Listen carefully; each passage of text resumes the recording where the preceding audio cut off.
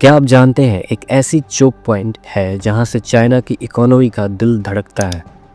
एक ऐसा नैरो सी रूट जहां अगर एक कॉन्फ्लिक्ट हो गया तो बीजिंग से शंघाई तक फैक्ट्रीज बंद हो जाएंगी। और सबसे इंटरेस्टिंग बात यह है कि उस चोक पॉइंट पर सबसे ज़्यादा सर्वेलेंस भारत की रॉ रखती है। दोस्तों, ये कहानी है चाइना की मलक्का डिलेमा की और उस कोवर्ट स्ट्रेटजी की जिससे इंडिया की इंटेलिजेंस एजेंसी, जिसे रॉ के नाम से जानते हैं, वो चाइना को स्लीपलेस नाइट्स दे रही है। चाइना एक ऐसी कंट्री जिसको भारत और भारत की रॉ बहुत लंबे समय से ऑब्जर्व कर रही है, क्योंकि सिंपल सी बात है, चाइना एक रीजनल कंपटीटर नहीं, एक स्ट्रेटेजिक थ्रेट है। पर आपको लग रहा होगा कि थ्रेट क्यों? क्या सिर्फ मिलिट्री या इकोनॉमिक पावर की वजह से?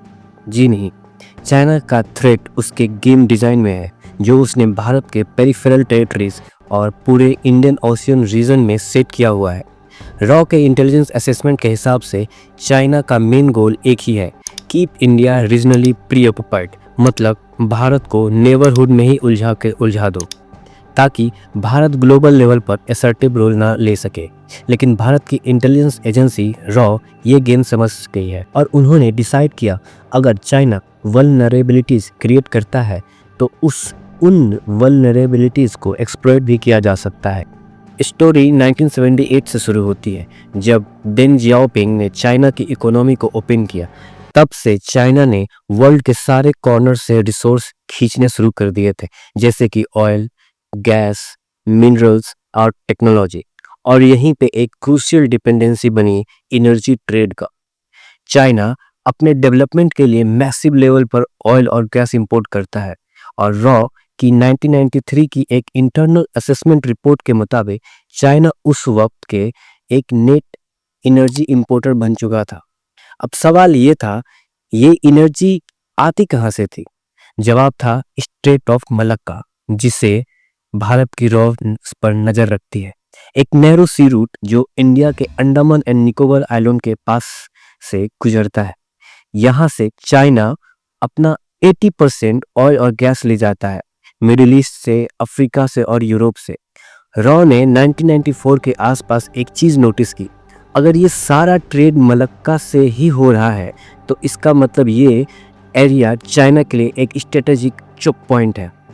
और यहाँ से रॉ ने अपना साइलेंट प्लान शुरू किया, एक्सप्लॉइट द मलक्का वल्नरेबिलिटीज। 2003 में चाइना ने ऑफिशियली एक टर्म यूज़ किया, मलक्का डिलेमा, यानी अगर इस चोक पॉइंट पर कोई भी डिसरप्शन होता है, चाहे नवल पायरेसी, रीजनल कॉन्फ्लिक्ट या अंडमान रीजन में इंडियन नवल बिल्डअप, तो चाइना की इकोनॉमी पर तुरंत असर पड़ता है।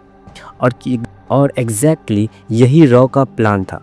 रॉ और इंडियन नेवी ने मिलकर अंडमान निकोबार रीजन को स्ट्रेटेजिक वॉच टावर बना दिया था। आज भी यहाँ से चाइनीज वेसल की एक्टिविटी मॉनिटर होती है 24/7। इस वल्नरेबिलिटी को समझते ही चाइना ने काउंटर स्ट्रेटेजिक सोचनी शुरू करी, पर रॉ और भारत की डिप्लोमेसी उससे एक कदम आगे थी।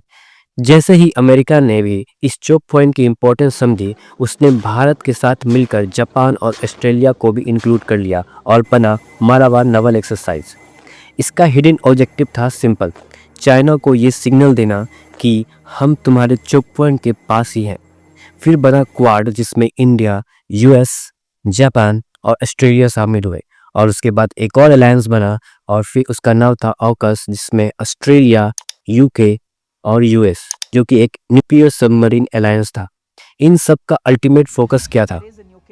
चाइना को उसी जगह पर स्क्वीज करना जहां उसका लाइफलाइन गुजरता है, स्ट्रेट ऑफ मलक। चाइना ने अपनी तरफ से बहुत सारे मूव्स करे, पर हर मूव्स ने उसको एक्सपोज ही किया। जैसे कि पहला स्टेप अल्टरनेट एनर्जी पर फोकस, जैसे कि हाइड्रो, सोलर, न्यूक्लियर, बैटरीज। पर ग्राउंड रियलिटी ये थी कि रॉ के एस्टीमेट के हिसाब से 2025 तक भी चाइना की 80% energy requirement oil and gas से ही पूरी हो रही है, और वो भी मलक्का रूट से। दूसरा स्टेप उसने ये लिया कि अल्टरनेट रूट्स खोजने शुरू किए, जैसे कि लोम्बोक स्ट्रेट, सुंडा स्ट्रेट, उम्बाई वेटर स्ट्रेट स्ट्रेट का जो रूट है वो। पर सबके अपने ड्रॉबैक्स थे, या तो रूट ज़्यादा लंबा था, या सैलो था, या फिर वेस्टर्न नेवीज के कंट्रोल में था।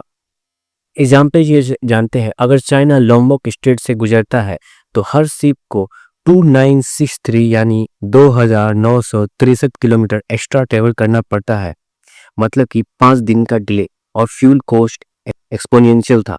रॉ ने इसे स्लो ब्लीड स्ट्रेटजी बोला था। और तीसरा स्टेप उसने ये लिया कि लैंड रूट्स भी खोजने शुरू किए, जैसे कि सीपेक और सीमेक।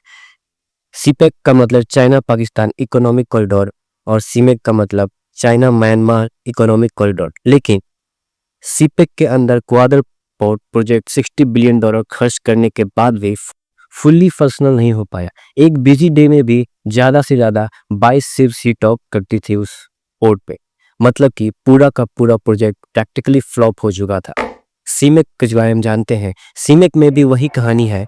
म्यांमार में CIA पैट ऑपरेशन 1027 की वजह से सिविल वॉर और इंस्टेबिलिटी आ गई थी।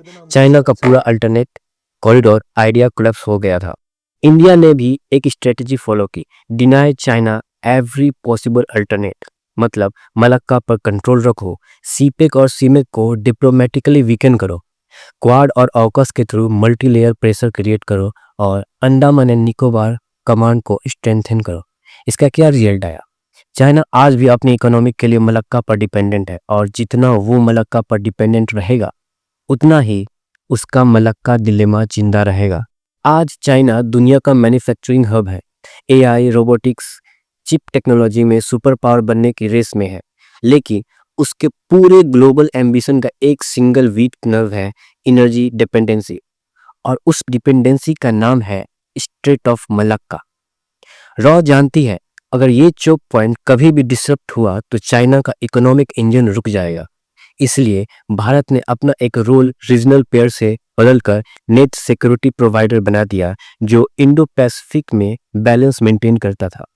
ये एक साइलेंट गेम है, गन्स से नहीं स्ट्रेटजी और पेशेंस से जीता जाता है, और इसी वजह से आज चाइना की नींद हर रात मलक्का के टाइड के साथ हिलती रहती है। This is rows quite power, unseen, unheard, but always present. Jai Hind.